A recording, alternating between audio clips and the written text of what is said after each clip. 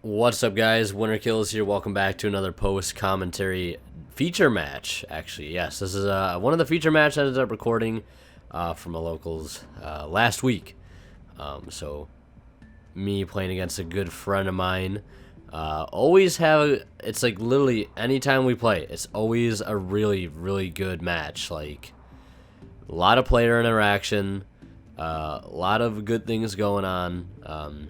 Just good Yu-Gi-Oh! You know, that doesn't happen too often nowadays. Sometimes the duel is over before it even starts. But here I am playing Zoodiac, Infernoid on the right, I'm sure as you guys know, and my friend playing Invoked, Witch Artifact over there on the left. So we started off with Zoo combo, and grass looks greener. I opt to go into Emerald turn 1. You know, you could have said I could have made Kagetsuchi to mill 5 extra, but I wanted to make Emerald and mill first to give myself extra targets. Just to give myself extra targets to put stuff back. And I put back Jet so I can make the Void Feast combo live. And I put back 2 other rats, I think. Or no, that was two Terratops. So, definitely a good use of Emerald there. And I see that I got Void Vanishment in hand as well. So I can go search out that Void Feast and still have the targets to use it. Discarding Grass looks greener, because I will not need that card. Not for a long while. There's me equipping the double Whiptail. No, I shouldn't do that. But, you know. This is recorded a little while ago, so I wasn't quite thinking straight.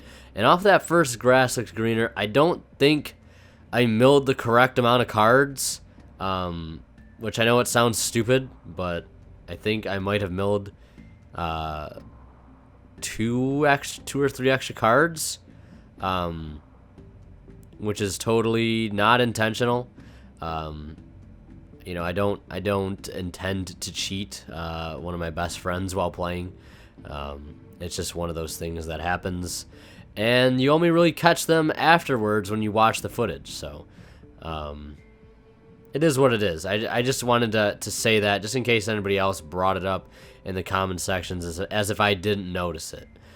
So the Alistair gets negated, and the Raigeki gets negated as well. And there's D-Barrier stopping the Emerald play, and I put my monsters in defense position. I honestly could have put the Emerald in attack to swing in, and I'm going to use Jet's effect to make him banish a card from his extra deck when it declares. And the reason I put some of my stuff in defense is because I know he plays battle traps like Mirror Forces and stuff, particularly Quaking, so I wanted to look out for those, and I was trying to play it a little cautiously and not get too greedy with all the damage, and wanted to play it safe a little bit. There's Meltdown, and I have to pop it, because Meltdown's too good of a card, and it forces him to pass at this point. I've got another Void Vanishment in hand, and extra Infernoids in hand as well to get engrave. Discard Harmatic for cost, and the search is good. It's going to grab me Void Imagination. Not quite. Going back for Void Feast, I think. Or not. They both have their utilities. You know, late game, Void Imagination's good in hand. And there's the Quaking I was talking about. So I'm glad I didn't put everything I had in attack. So I chain, of course, the Jet to get out of there, to banish, I think it was Meltdown. And the Emerald will go face down, which is fine. And I summon Permaze, which targets a set card and shovels it back into the deck. And they can't activate that set card in response to Jet's activation, which is really, really cool. I really do like Permaze. I'm still... Actually, you know, I think I cut Permaze in the build, but I might put him back in place of the third Sitesimus, because I think I've played 3 Sitesimus now, and I might cut Sitesimus back down to 2 and put a Permaze back in his place, because he does come up a lot, actually, and it does have a really decent effect. We'll swing in with, I think it's 24 and 29. I've got a pretty decent established board at the moment, and he's going to go ahead and pick him up there, and that'll be the end of Game 1. We're going to go ahead and side and go into Game 2. activating Meltdown. And since I'm so used to ghost ogring things that, you know, like, stuff that can be ghost ogred. I know that Meltdown can't be ghost ogred. And I was just so good, like, oh, it's a spell, it's activating effect, you know, just throw the ghost. And I was like, oh, wait a second, I can't actually do that. So now he knows I have a ghost ogre in hand. A little embarrassing, but at least it didn't happen at like a YCS. Like I said in the last video, currently doing a lot of testing for YCS Pittsburgh. Definitely gonna need to need a lot of practice. That's for sure. Definitely not saying I'm a good player, but I'm not a horrible player. That's for damn sure. I've been playing long enough and testing long enough as of late to know that that is not the truth. There's Chain Disappearance, and it's hitting all copies of Decatron, all banished. So that sucks. And I think I'm sending off of Decatron. I send Permaze, which I technically don't know if I could have, but you know, Permaze or Decatron's effect wasn't being negated, so I technically should still be able to send. So I think that's all good. And then summoning the Patrulia to try and bait out a negation here. He knows I have Ghost Ogre, so he's not hesitant to use his. Or no, he's not willing to use his Mechaba, I should say, because he does know I have the Ghost Ogre. Doesn't want to lose it to a simple MST effect. Because that's what I was essentially trying to do, is bait out the Mechaba effect so I could at least use the Ghost Ogre. And maybe he wanted to keep his Meltdown in the field for a little bit longer. Alistair on board, searching Invocation. The usual play. Alistair does. Always search an Invocation. Always getting you a fusion summon. There he will banish Alistair. And Artifact Scythe. Going for another Mechaba. I'm going to attempt to banish the Invocation. And then he's going to negate it. And then I'm going to chain Ghost Ogre to hit that one. And then he's going to negate it with the other one as well. Discarding Lancia to activate Mechaba's effect, assuming that he won't need Lancia this duel. 2 Walking Providences. We both having exhausted negations at this point, so I flip up the Spiritual Sword to Revealing Light, take 2,000 damage instead of 5,000. And I think I mentioned this last video as well. Is I've since then cut Spiritual Swords because I just don't like it that much. I'd rather play a card like Breakthrough Skill. I think that's much more beneficial, especially a card that still has graveyard utilities.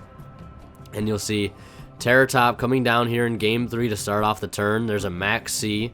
Now I could do one of two things. I could either normal summon the Tecton board, go into 1xCs, per se Totem Bird, and let him get 1 draw. Or I could just totally let him just discard the Max C and let him draw a damn thing. Which in some cases is the best thing to do, which is what I do end up doing, and it actually did hurt him because he needed probably a couple more cards to at least make his hand a little bit better. There's him normal summoning Glass Bell, I think is the name of the level 4 one, or Snowbell, I'm not sure. No, Snowbell is, I know Winter Bell's the Synchro, Ice Bell's the level 3, and then there's Glass Bell and Snowbell. I'm not sure what their exact names, but he Artifact Scythes, stops my turn, and then I go Slumber. And the Slumber Engrave right now becomes a very, very key card later on.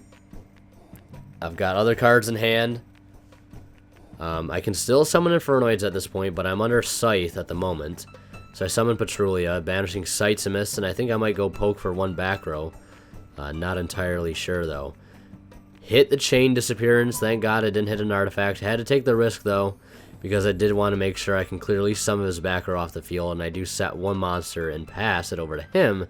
Got a DD Crow on board, a 3,000 beat stick, and 1 set monster, which I think might be a Fairy Tale Snow. I could be wrong. I'm not really sure what it is. what I would have set in defense position that I didn't want to normal summon. And I do think, I think it might be Fairy Tale Snow. I could be wrong though. We'll probably find out here in a moment. Petrulia and the Dogeron on board. He's got Invocation. And he has a light target and a wind target and an earth target and another wind target and a water target engraved.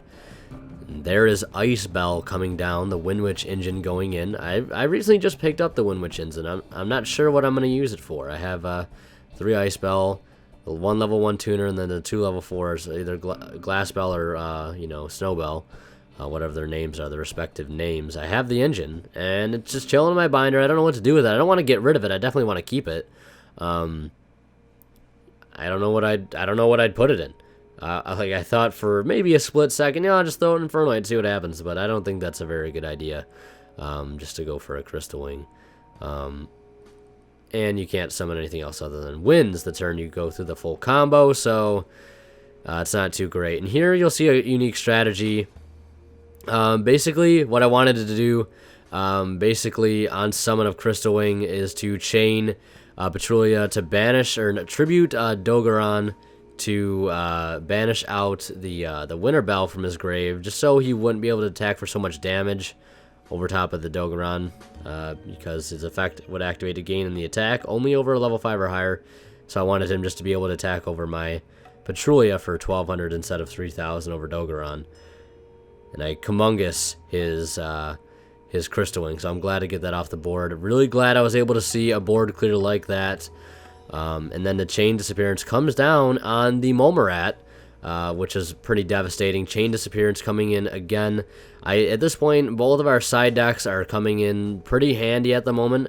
My Kaiju engine working out pretty well, and the Chain Disappearance is on his behalf working out very, very, very well. Being able to deter most of my plays. Gamsteel goes over the set. It's just a takedown board. That's what it was. Using his my Kaiju to attack over his Kaiju, and then he'll pass back to me. I still have a Dark Hole in hand, and I summon Decatron. And who do you think I'm going to send? I send Antra. And this ends up being a very key play later on. I use the new Antra effect to return Kumungus to my hand. Very, very good interaction. I love doing that, being able to reuse Kaijus. So now, at this point in hand, I've got 2 insurance policies, if you will. I've got Dark Hole, and I've got Kumungus. So I've got a board wipe, and I've got a spot removal card if he's, per se, can bring out Crystal Wing again via Call the Haunted or something else. Or bring out a Mechaba that's going to be very hard to deal with. There's Twin Twister in hand now, and I also have Void Feast. Not the greatest card. Void Feast can suck sometimes. And I swing for 500. And it becomes Decatron Beatdown for a little bit. I set the Twin Twister. And then end phase, I go Twin Twister, discarding Void Feast. Hit a D-Barrier. And I think a Mask of Restrict, which was really, really good. Very, very good hit. Because Mask of Restrict is an insane side deck card. Or it might have been another Chain Disappearance, I'm not entirely sure. But I think it was Mask of Restrict. Tanky comes down, it's met with Twin Twister, so I swing with 500 again. I'm telling you, it's Decatron Beatdown right now, swinging for 500 each time. Antra, which is his new effect, to copy the Infernoid Antra. Basically, he can still attack the turn he uses effects. I don't have to worry about that restriction. So he burns for 500 with Ice Bell and swings in for 500 over Decatron. I've got Terratop in hand, which I end up normal summoning. And then I summon Deviati and banish 3 Infernoids, which have managed to accumulate in my grave for 2. I swing over for 200 and then 29 direct. This is where things start to get down to the nitty-gritty. He's already used his Wind Witch combo, so this is a very simplified game state for a couple turns there. Very interesting. 1 set back row. Normal summon Whiptail. I'm trying to force out any sort of trap cards right now. Going into Zoodiac-esque combo. Throwing in a couple whips right there. I don't know why, we're just fucking around. Broadbolt attaching Borbo to search another Whiptail. And I think I go into Trident. And I swing that other Whiptail in very irresponsibly. And I swing it for 12. I could have swung in for game right there because I don't think his set card was a back row, but it was a Mirror Force, but I can't remember correctly. So I don't want to say anything just yet. Maybe spoil it for some of you. I'm not sure, though. I'm not entirely sure, but I take the safe route, leave my Decatron or my Deviati in defense as well as my Trident, because I figure if he attacks into the Trident, he's going to lose his monster anyways, and Deviati's just got that fat-ass 2,900 defense. It's got that cake, so nothing's really running over Deviati in defense. And the set card was Invocation, so look at that. I could have swung for game. And he makes a last-ditch effort to go into Cositis, banishing Gamma Seal, trying to wall up with Cositis. But, as you all know, several turns ago, I used a certain card to get Kumungus back to my hand, which, of course, will end up outing the Cositis. Or will it? She's trying to, in a ways, stall a little bit here. And I think definitely Cositis was one of the better ways to do it. And I think he's trying to bait out a Trident use right now, because I think he has the opportunity to use Invocation again, because I think he does have an Invoked in grave and Alistair, or maybe one in hand.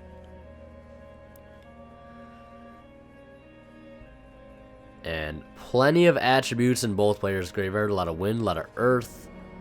I don't think there's any more Infernoids in my grave, so he can't go into Purg Trio.